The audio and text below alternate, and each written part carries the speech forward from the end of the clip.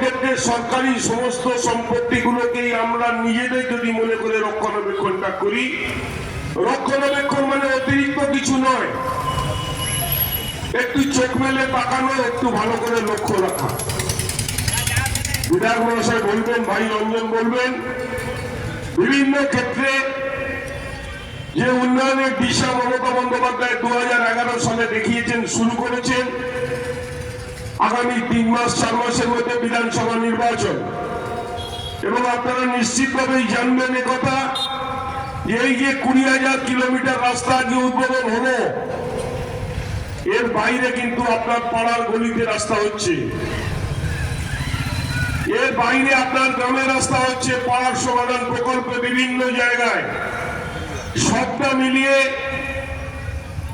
একদিকে রাস্তা, একদিকে বিদ্যুৎ, একদিকে চিকিৎসা থেকে শুরু করে উন্নয়নের জোয়ার চলেছে বাংলা।